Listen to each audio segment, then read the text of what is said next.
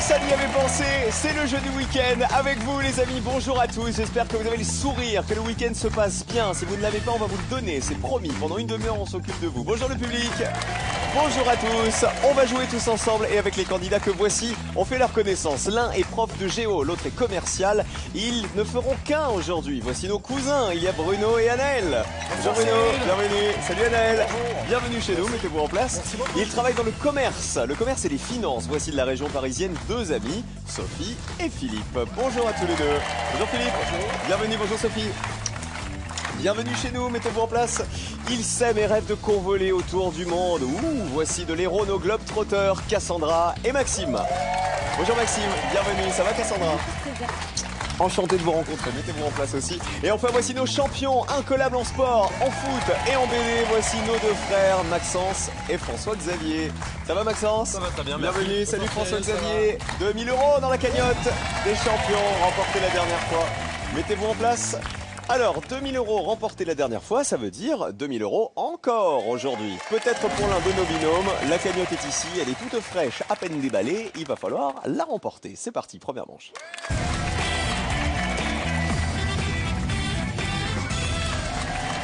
Alors, on va jouer par exemple avec Maxime et Cassandra, qui sont des amoureux, globetrotters. Eh oui. Nouvelle-Zélande, je vois Australie, Indonésie, Écosse. C'est bien, vous allez pouvoir faire un guide des meilleurs endroits où aller.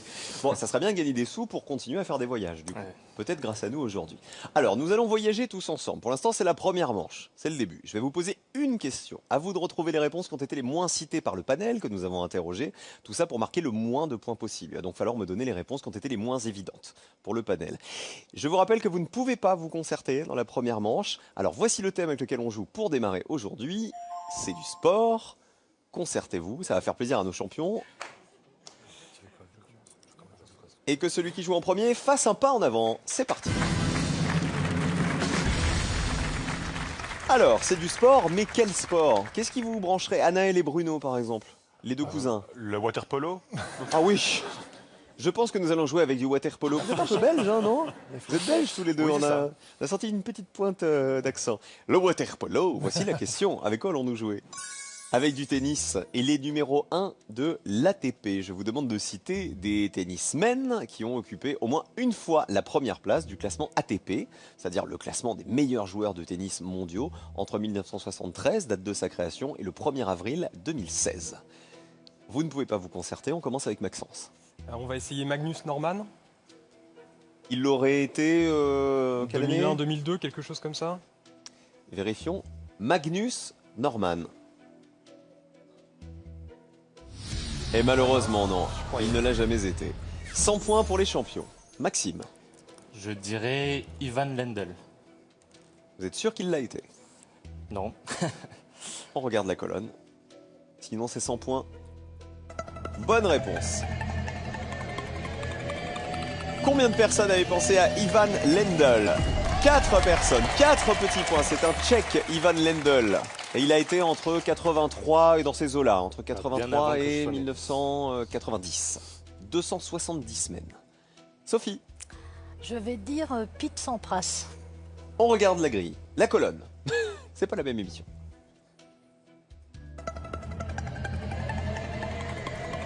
Il est américain, Pete Sampras. Et combien de personnes y avaient pensé? 2 petits points. 286 semaines entre 93 et 2000. 2 points, très bien. Anaël. Je vais pas prendre de risque, je vais dire Federer. Roger de son prénom. Voilà. Roger Federer. Et le Suisse. 302 semaines entre 2004 et 2012. Et 27 personnes y avaient pensé. Ça fait 27 points. Je rappelle que le principe, c'est d'avoir le plus petit score possible. Comme Philippe et Sophie, par exemple, qui ont 2 petits points à peine. Même question. Et maintenant, on change de joueur. Les numéros 1 de l'ATP, le classement des meilleurs tennismen mondiaux. Vous m'avez proposé Pete Sampras, Ivan Lendl, vous m'avez proposé Roger Federer et Magnus Norman, qui était une mauvaise réponse, qui vaut 100 points. Philippe, essayez d'être aussi performant que Sophie. Jimmy Connors. Vérifions. Bonne réponse, il est américain. Il a été numéro 1 entre 74 et 83 et 9 personnes y avaient pensé. Avec 11 points, vous êtes sûr d'être qualifié pour la suite. Cassandra.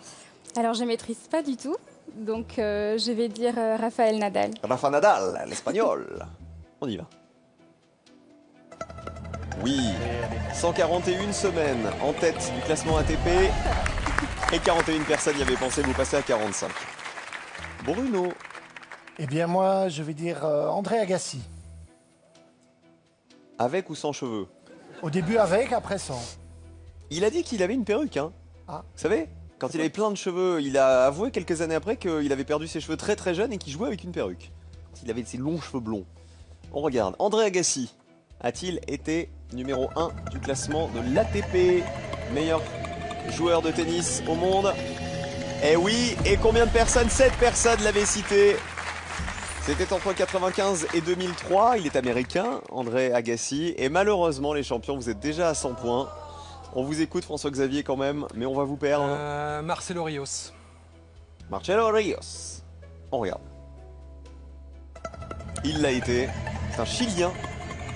Il a été 6 semaines en 98.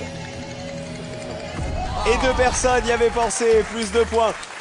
Maxence, son frère, lui dit: je suis désolé, il faut pas, c'est pas grave, vous avez été très performant la semaine dernière. C'est donc les champions qui vont nous quitter avec leurs 102 points. Et bravo à qui? À Philippe et à Sophie, 11 petits points. Très bien, c'est vous qui avez été les plus performants. Alors regardez les autres noms, les moins cités par le panel. Il y avait Stefan Edberg. Regardez, personne n'y avait pensé à Stefan Edberg. Il est suédois, il est resté 72 semaines en tête du classement ATP entre 90 et 92. Thomas Muster, autrichien, 6 semaines en 96. Et Marat Safin, c'est le russe, 9 semaines en 2000 et 2001. Les plus cités, à l'inverse, je pense que c'était Rafa Nadal en premier. Oui, Rafael Nadal, 41 personnes. Björn Borg, Roger Federer, Novak Djokovic, John McEnroe et Jimmy Connors, 9 personnes y avaient pensé. On applaudit bien fort nos deux frères qui repartent avec 2000 €. La cagnotte de la dernière fois. Qui vous voulez embrasser? Tous les deux. François-Xavier d'abord. J'ai embrassé mes 2 enfants, Agathe et Léandre. Et Maxence? Je vais embrasser ma femme Anne-Sophie et Elliot, mon petit lutin. Ah bah, tiens, oh, le petit, quel âge il a, le lutin? En fait, c'est un de mes amis qui a 28 ans. J'ai cru qu'il y avait déjà un petit lutin dans la famille. Il n'y a pas Et d'enfant? Non, c'est pas Elliot, c'est pas le Et petit. non, bout. pas C'est un encore, gros pas bout de encore. chou, Elliot. C'est un gros C'est lutin, ça. ouais. Merci Maxence d'avoir joué avec nous. Merci François-Xavier. Et voici la deuxième manche.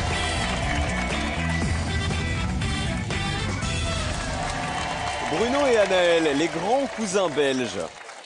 L'un d'entre vous a un TOC. J'avoue tout, c'est moi. Alors dites-nous. En fait, quand je traverse un passage pour piétons, je dois absolument marcher sur les lignes blanches. Donc d'abord, j'entame le passage avec le pied droit, sinon il va m'arriver quelque chose, c'est foireux. Sinon, il va arriver Et un donc, malheur à c'est- votre famille. Ah, complètement. Et c'est 1, 2 sur les lignes blanches uniquement. Même quand je cours ou quoi que ce soit, ça doit être les lignes blanches absolument. J'ai pas compris. 1-2 sur les lignes blanches. Vous voulez que je vous montre? Bah oui, montrez-moi, Ouais, je vous montrez-moi. montrer, attendez, un petit peu. Montrez-moi Donc, un en petit fait, peu. bon, quand Imaginez. ici, imaginez, On vous va avez donc- traverser, il y a un passage piéton, Donc, il est là. Voilà, Vous la voyez ligne le passage blanche est piéton, juste public. là, ici. Alors, comment Donc vous c'est faites? forcément la jambe droite. Donc c'est 1, 2, 1, 2. Ah oui, donc vous un. faites des enjambées Ah, énormes. complètement. Donc si mon pied touche la zone grise, ça ne va pas. C'est que le blanc. À part Du ça, blanc. il va bien, vous savez. Oui, non, mais il a l'air d'aller très très bien, oui, Oui. oui. Vraiment. Voilà. Alors, rassurez-vous, on va vous amener vos gouttes à Anaël. Il n'y a pas de souci, elles sont des en petites route. pilules rouges aussi, Elles arrivent, ouais. les pilules Ok, et la super. camisole qui va avec, rassurez-vous. Alors, dans cette deuxième manche, il va falloir me donner les associations qui ont été les moins évidentes pour le panel interrogé. Je vous donne des propositions, à vous de me dire ce qui va en face dans les tableaux qui vont suivre. Le principe est toujours le même, avoir le plus petit score possible pour ne pas être éliminé. Bonne chance tout le monde. Philippe et Sophie qui sont amis, Bruno et Anaël qui sont cousins et notre couple, Maxime et Cassandra. Voici la première question. Nous jouons avec l'époque des films historiques. Je vous demande de me dire, au cours de quel siècle se situe l'action des films historiques que voici. Nous avons Les Enfants du Paradis, Un long dimanche de fiançailles, Ben-Hur, Vatel et Ridicule. Au cours de quel siècle se situe l'action de tous ces films? Philippe et Sophie pour démarrer. Ah, on prend Les enfants du paradis. 18, donc 19e. Les enfants du paradis, Quel siècle? 19e. Ça se passe à Paris, Les Enfants du Paradis, et ça se passe à Paris en 1828. C'est donc le 19e. Bonne réponse. Sorti en 1945, 15 personnes y avaient pensé. Film de Prévert et Carnet. Ça fait 15 points pour vous. Bruno et Anaël. On va dire Ben-Hur. Quel siècle? Premier siècle. Au temps de Jésus-Christ. Bénur. Arrête ton char. Allez, C'est allez, un allez, film allez, qui allez. date de 1959. Et combien de personnes y avaient pensé? 22 personnes avaient retrouvé le premier siècle associé à Bénur. Dernière réponse, c'est Maxime et Cassandra.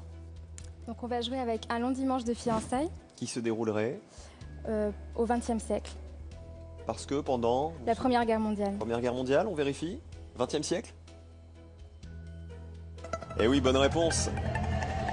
C'est juste après la Première Guerre mondiale, dans les années 1920, et ça fait 46 points pour vous. 46 personnes avaient réussi à retrouver cette association. C'est un film de Jean-Pierre Jeunet, un long dimanche de fiançailles. Regardez les autres réponses. Va-t-elle? Qui l'a? Quel siècle va-t-elle? 17e. Philippe? 17e. 17e, exactement. Voilà, c'était joué par Gérard Depardieu, consacré au cuisinier de Louis XIV. Et tout en bas, ridicule.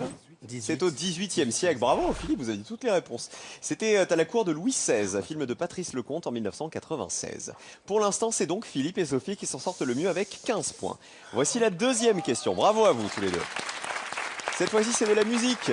Et ce sont des groupes, les groupes musicaux et leurs batteurs. Je vous demande de donner le nom des batteurs attitrés des groupes que voici. Nous avons les Rolling Stones, Magma, Genesis, Téléphone et les Beatles.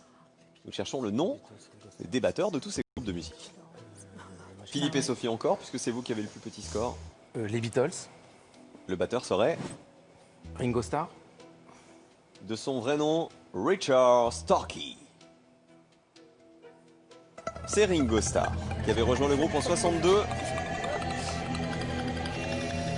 Et 19 personnes y avaient pensé. Musique!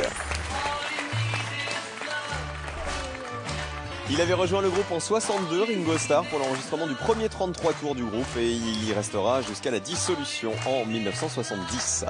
On continue avec Bruno et Anaël. Alors, on va dire Genesis. Qui serait le batteur de Genesis? On va essayer Phil Collins. On vérifie. Oui, c'est Phil Collins. Et 25 personnes le savaient. Vous passez à 47. C'était le batteur du groupe en 71 et il est devenu le chanteur en 75 aussi après le départ de Peter Gabriel. On termine avec Maxime et Cassandra. Alors, je sais pas du tout. Ah moi. oui. On nous a piqué Phil Collins. Alors on va essayer de voir peut-être Téléphone. Allez, téléphone. Le batteur de Téléphone, ce serait? On va tenter Jean-Louis Aubert. Mais, sans conviction. Il était batteur, Jean-Louis Aubert? Non. Regardons. Et malheureusement non, il n'était pas batteur. Jean-Louis Aubert, c'est donc 100 points supplémentaires pour vous, vous êtes à 146. C'était qui le batteur de Téléphone, le public? Est-ce que quelqu'un là? Il s'appelle Richard, c'est Richard Kolinka. Des débuts à la fin du groupe, entre 76 et 86, 15 personnes y avaient pensé. Voici Téléphone et Richard Kolinka à la batterie. Les Rolling Stones. Qui est le batteur des Rolling Stones? Est-ce que quelqu'un là? Personne là. Son prénom c'est Charlie. Il s'appelle Charlie Watts. Et Magma, juste en dessous, c'est Christian Vander. 6 personnes y avaient pensé. Il participe à la fondation du groupe en 69 et il en est le leader et le principal compositeur. Allez, on oublie les groupes de musique. Toujours Philippe et Sophie qui ont le plus petit score. 34 points seulement pour vous. Et voici la troisième question. Nous cherchons cette fois-ci les numéros d'urgence. Je vous demande de me donner les numéros de téléphone spécifiques à composer pour contacter ces services d'urgence en France, en dehors du numéro européen qui est le 112. Alors, nous avons le numéro du SAMU. Quel est-il? Le numéro d'enfance maltraitée, des sapeurs-pompiers, du SAMU social et du secours maritime. Philippe et Sophie, Le SAMU. le numéro serait 115. le 115. Vérifions si le 115 est le numéro qu'il faut composer pour appeler le SAMU. Mauvaise réponse. Malheureusement, ça n'est pas ça. Vous marquez 100 points, vous passez à 134. Vous voyez, rien n'est joué. Ils sont à 47 derrière. Bruno et Anaël, c'est beaucoup moins. Il faut avoir le plus petit score possible. Allez-y. On vient d'abord de Belgique, faut le savoir. Hein. Oui, mais c'est pas une excuse. On va essayer Alors. les sapeurs-pompiers. Ce serait... On va dire le 115. Le 115. Ah bah oui, c'est le problème. Ils sont belges. Ah, désolé. Regardez la colonne. Et bim, 100 points supplémentaires. Si on veut appeler les pompiers en Belgique, on compose quel numéro? On crie très fort. D'accord. On dit pimpon. Maxime et Cassandra, du coup, ils sont contents. Parce que alors là, il y a l'embarras du choix. C'est l'occasion de vous rattraper. Vous êtes à 146. On va être joueur. On a décidé de prendre un enfance maltraitée. Et on pense que c'est le 119. Waouh. Je vous voyais partir sur les pompiers ou sur le SAMU, moi. Ah bah merci. Non, mais je me suis dit que vous alliez assurer. Enfance maltraitée, est-ce que c'est le 119? Si c'est ça, c'est très bien joué. Hein. Bonne réponse. Bravo, Maxime. Combien de personnes y avaient pensé? 23 personnes. Super. Vous êtes à 169, c'est toujours vous qui avez le plus gros score, mais regardez, petit à petit, vous vous rattrapez. Alors, regardons les autres numéros qu'il faut composer. Le SAMU, vous m'aviez dit le 115. Le 115, c'est pas le numéro du SAMU, c'est le numéro du SAMU social. Le SAMU, c'est le 15, tout en haut. Le SAMU social, c'est donc le 115. 23 personnes y avaient pensé. Les pompiers, facile, le 18, bien sûr, pour les pompiers. 70 personnes l'avaient. Et le secours maritime, il avait été trouvé uniquement par 6 personnes. C'est le 196. Voilà, pour appeler les secours uniquement à partir de la terre ferme. Alors, regardez les scores. 134, 147, 169, c'est super serré.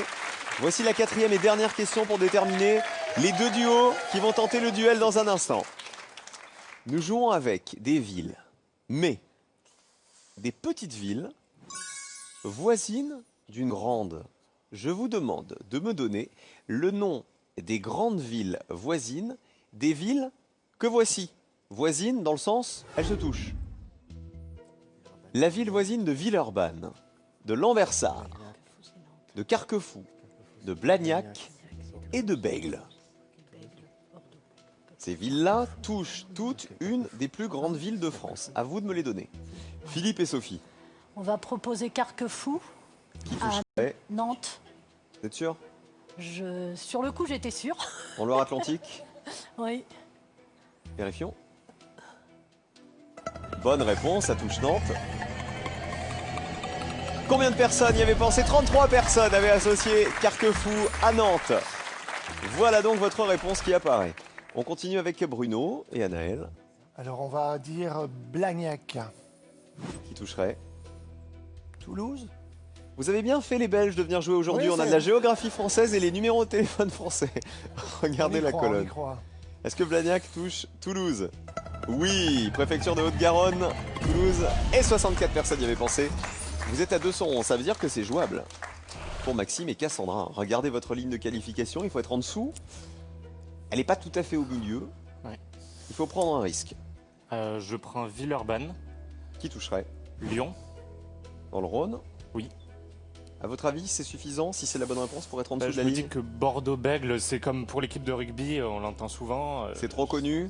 Et Lambersart, vous l'avez pas? Pas du tout. Alors regardons votre réponse. Lyon touche-t-il Villeurbanne? Bonne réponse. Combien de personnes y avaient pensé? Oh là, beaucoup, 79 points.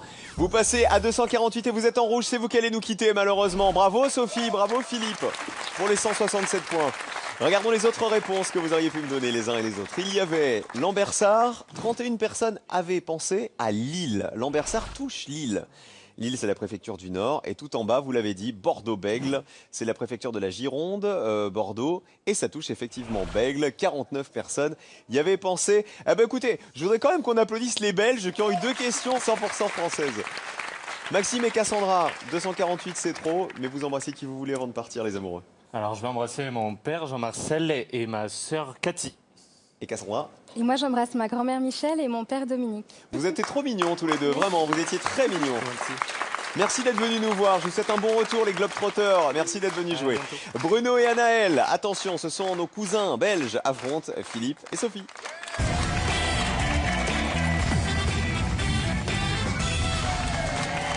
Alors, qui va gagner entre nos deux cousins belges qui seront bleus aujourd'hui? C'est Bruno et Anaël, et Philippe et Sophie, nos deux amis qui viennent de Viroflay, c'est ça? C'est les Yvelines pour Philippe? Oui. Et Sophie? Boulogne-Billancourt. Vous aimez les romans historiques, Philippe? Ouais. Alors, plutôt quelle période? Plutôt Moyen-Âge, Renaissance et jusque Révolution. Et Sophie? Moi, j'adore le cinéma et je collectionne les affiches de cinéma. Alors, de qui? Spécialement de Daniel Darieux, de toute la carrière de Daniel Darieux. Ça fait rire Philippe, je sais pas pourquoi. Parce Vous que aimez pas Daniel Darmeux? J'en ai énormément. Vous ça en avez envahit combien? la maison. Environ 400. Ah oui, c'est beaucoup. Mais Elle a vous fait les plus- rachetez à des elle a collectionneurs, fait- du coup? Elle a fait plus de 100 films, donc j'en ai plusieurs de chaque film, donc voilà. Bon, ils sont pas tous affichés. Non, je peux pas, j'en Voilà, ai il y en a qu'une beaucoup ou qui deux. sont quoi. roulés, Je évidemment. change. Bon, vous en prenez soin, en tout cas. Voilà. Alors, pour le duel, je vais vous poser des questions auxquelles vous allez répondre un duo après l'autre. D'abord les jaunes, après les bleus, et puis ce sera l'inverse pour la deuxième question. On vérifiera à chaque fois qui a donné la réponse qui vaut le moins de points. Et c'est la première équipe qui remporte 2 duels qui est qualifiée pour la finale. Et aujourd'hui en jeu, 2000 €. Qui va gagner? On va le savoir dans un instant. Voici la première question. Découvrons-la. Nous jouons avec les angles. Je vous demande de me donner les adjectifs employés en géométrie pour qualifier précisément les angles que voici. Voici l'angle A. Voici l'angle B. Voici l'angle C. Et voici l'angle D. Réfléchissez bien. Philippe et Sophie. Donc on va choisir l'angle plat, le B. Ça sera un angle plat. Bruno Anaël, il reste A, C ou D. Alors on va dire le A, Qui serait? obtus. Alors, il y a eu hésitation entre Philippe et Sophie. C'est Sophie qui voulait l'angle plat et Philippe voulait jouer l'angle obtus. C'est Sophie qui a eu la main. Hein. Sophie, elle a dit non, non, on prend l'angle plat. Ce serait un angle plat. Vérifions. Colonne jaune. Bonne réponse. 38 personnes y avaient pensé. Un angle plat, c'est un angle à 180 degrés. L'angle obtus a été proposé par Bruno et Anaël. Alors, ça va être intéressant, hein, du coup. Est-ce que Philippe et Sophie ont bien fait de choisir l'angle plat? Ou est-ce qu'il aurait mieux valu jouer l'angle obtus? Vérifions. Qui va remporter le premier duel? Plus ou moins de 38 points. Un duel pour Bruno et Anaël et Sophie se cache. Non, non, non, c'est pas moi. Alors, l'angle obtus, il fait partie des angles saillants, c'est-à-dire entre 90 et 180 degrés. Regardez, alors, un duel, bravo messieurs, Bruno et Anaël. Bravo les bleus. Les autres angles, l'angle C, c'était quoi? C'était un angle aigu. Bien joué Anaël, voilà, qui fait partie des angles saillants aussi, entre 0 et 90 degrés. Et l'angle D, le voici, c'est l'angle droit, c'est ça, qui fait partie aussi des angles saillants. Alors, on oublie la géométrie, il va falloir vous rattraper maintenant, Sophie et Philippe, avec la deuxième question. Nous recherchons, regardez, des descendants d'Élisabeth II. Je vous demande de citer les prénoms des descendants directs de la reine du Royaume-Uni. Concertez-vous et on commencera par les bleus.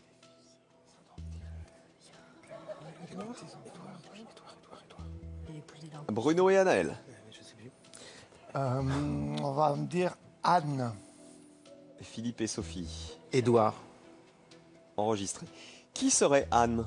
La fille d'Élisabeth II. Oui, je vous confirme. C'est la deuxième fille de la reine Elisabeth. Regardez la colonne bleue. Combien de personnes avaient pensé à Anne? 52 personnes. C'est beaucoup, hein. Si Édouard, qui est la réponse des jaunes, vaut moins de 52 points, Philippe et Sophie, vous restez en course. Sinon, c'est la finale pour nos Belges. C'est parti. Colonne jaune. Combien de personnes avaient cité Édouard? C'est également un fils d'Elisabeth et vous restez en course. 28 personnes y avaient pensé. Un duel pour Philippe et Sophie. Bravo, un duel partout. Il va donc y avoir une troisième question pour vous départager. Alors, voyons tranquillement quels sont les autres descendants directs de la reine du Royaume-Uni, Elisabeth II. Nous avons Peter, c'est son petit-fils, c'est le fils d'Anne, Peter. Sarah, personne n'y avait pensé, c'est la petite fille, la fille d'Anne. Louise, en dessous, c'est la petite fille, fille d'Édouard. James, c'est le petit-fils, fils d'Édouard également. Savannah, qui est Savannah? C'est son arrière-petite-fille, Savannah, c'est la petite-fille d'Anne. Et Isla, tout en bas, c'est son arrière-petite-fille aussi, qui est la petite-fille d'Anne également. Un duel partout. Voici la question pour vous départager. Qui va aller en finale? Cette fois-ci, nous jouons avec des personnalités qui ont tout un point commun. Le voici. Des personnalités au nom de métier. Je vous demande de nommer ces personnalités dont le nom de famille est toujours un métier. Personnalité A. Personnalité B. Personnalité C. Et personnalité D. A, B, C, D. Regardez bien ces personnalités, elles ont toutes un nom de famille qui est également un métier. À vous de choisir celui qui a été le moins cité par le panel interrogé. On commence par Philippe et Sophie. On va prendre le C. Qui serait? Bertrand Tavernier. C'est enregistré. Bruno Anaël. On va prendre la B. Valérie Lemercier. Enregistré également.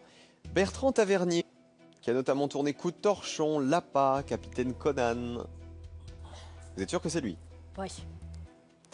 Regardez la colonne jaune. Combien de personnes y avaient pensé?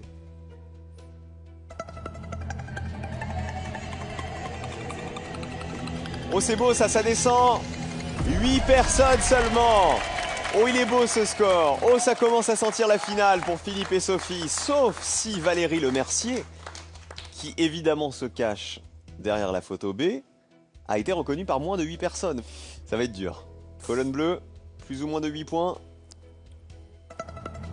Combien de personnes avaient reconnu Valérie Lemercier? 46 personnes, c'est la finale pour Philippe et Sophie. Bravo à tous les deux. Félicitations. Bruno et Anaël vont repartir dans un instant. Voici les autres réponses. Derrière la photo A, est-ce que vous le connaissez, le public? Il dirige la rédaction de l'Express. Bien joué, c'est Christophe Barbier. Voilà, avec toujours l'écharpe rouge. Et regardez, le D, c'est Michel Berger. Voilà, de son vrai nom, Michel Hamburger. Eh bien, ça fait donc 2 duels pour Philippe et Sophie qui sont en finale et qui vont tenter 2000 € dans un instant. Qui on embrasse avant de partir? Alors moi j'embrasse Bruno, mon mari, et j'embrasse ma belle-sœur Sandra. Et Anaël? Eh bien écoutez, j'embrasse mes 2 petits monstres que j'adore, qui s'appellent Romain et Simon. Ah bah merci beaucoup Anaël d'avoir joué avec nous. Merci Bruno, à vous aussi. Et voici la finale.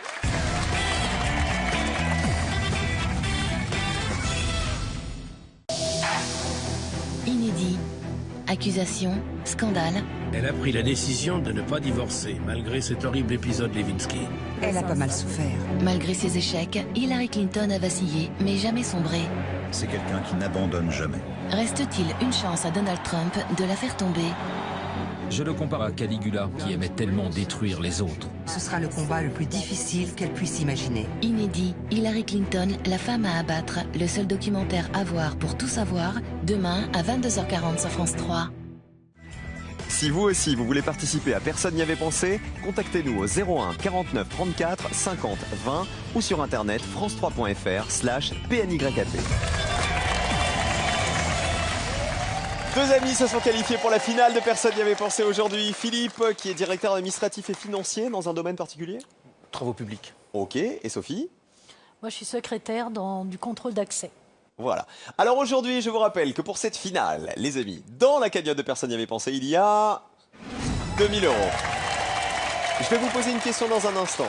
Il va falloir me donner 3 réponses. Et parmi ces 3 réponses, pour décrocher la cagnotte, il faut qu'il y en ait au moins une à laquelle personne, 0, personne n'avait pensé.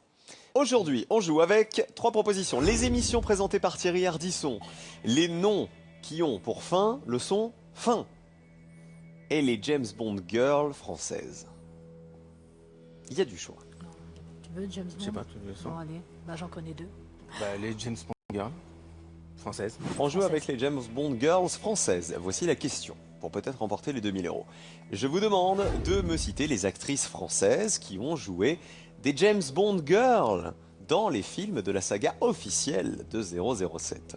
60 secondes pour me donner 3 réponses. Bonne chance. Bon, je suis sûr, il y a Sophie Marceau. Ça, c'est sûr. Il y a Carole Bouquet. Carole Bouquet, Claudine Auger. Ah, Claudine Auger, c'est pas ça? C'est ça, Claudine Auger. Ursule. Non, Ah, Ursule elle est André, pas c'est française. les Suisses, non?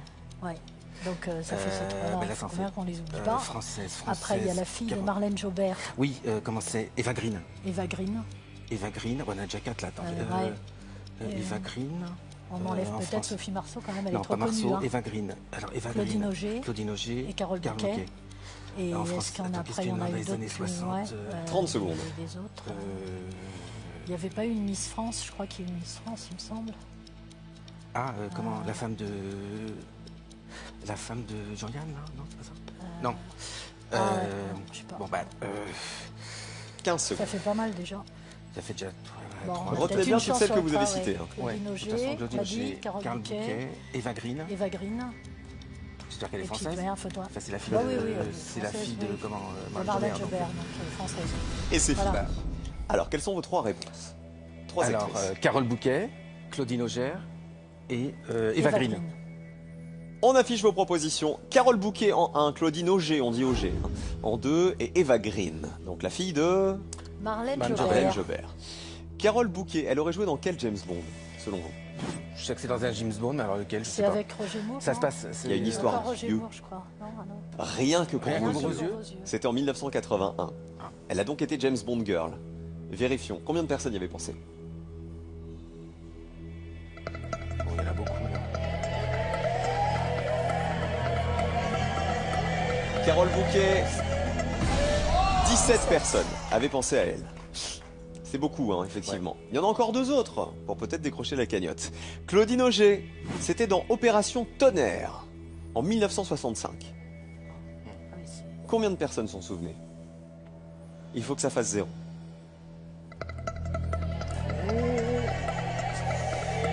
Ça descend. Ça descend encore.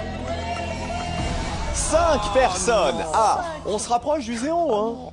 Tant qu'il y a de la vie, il y a de l'espoir. On se rapproche. Il nous reste Eva Green, la fille de Marlène Jobert, qui avait joué un peu plus récent, en 2006, dans Casino Royale. Dernière possibilité de remporter les 2000 €.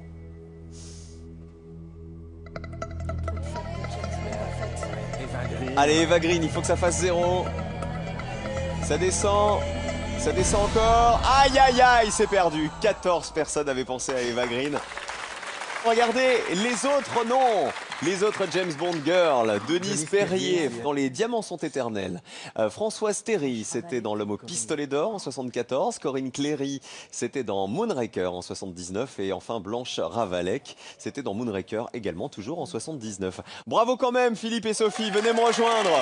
Alors malheureusement, c'est la dernière émission de Personne n'y avait pensé, ça veut dire que vous ne revenez pas la prochaine fois, mais je vous invite dans Slam. Venez jouer à Slam, vous allez peut-être prendre les 2000 € de la cagnotte cette fois-ci. Les amis, merci à tous d'avoir été fidèles les week-ends à Personne n'y avait pensé. On vous embrasse, on vous aime très fort et on se retrouve évidemment dans Slam toute la semaine et pour le grand Slam le dimanche. Soyez heureux.